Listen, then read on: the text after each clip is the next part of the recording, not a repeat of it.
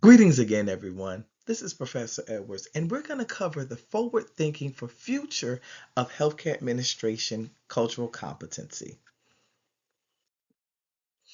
As you can reflect on this class, you'll realize and you've understood and learned some of the most powerful things that we have to offer concerning the cultural competency when it comes to healthcare administration. So I ask you all in conclusion of this course, why is inclusive excellence, why does it matter so much? Well, first and foremost, healthcare and medical education face persistent inequalities as well as inequities. Inclusion enhances innovation, trust, and patient outcomes. Diversity in education produces culturally competent providers. The Healthcare Administration Capstone Institutions offers core lessons for us. They embed equity in institutional mission and leadership, support faculty to implement inclusive pedagogy. They also help to create identity affirming environments for all learners and sustain efforts through data, funding, and accountability.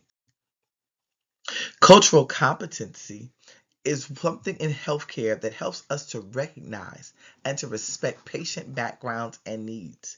It helps us to train providers in cross-cultural communication and to address social determinants of healthcare delivery.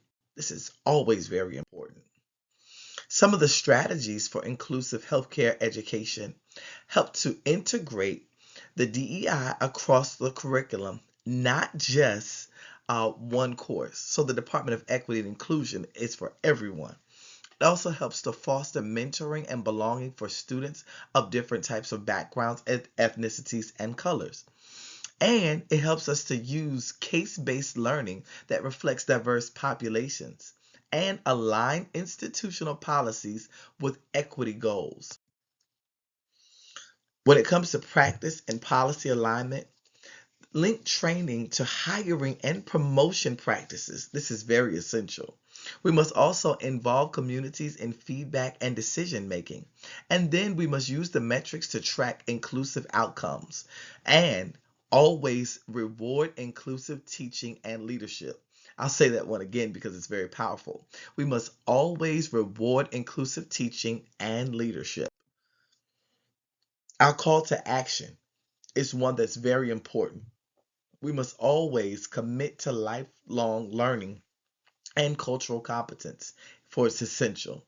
We must also invest in equity infrastructure and training.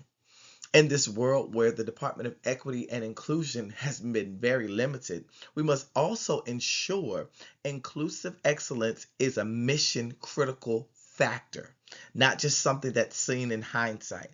And then we must be able to transform education to transform healthcare. Again, transform education to transform healthcare because this is essential as well. Thank you for understanding and listening to our course. Thank you for learning about healthcare administration, cultural competency. We look forward to hearing from you soon. Thank you so much.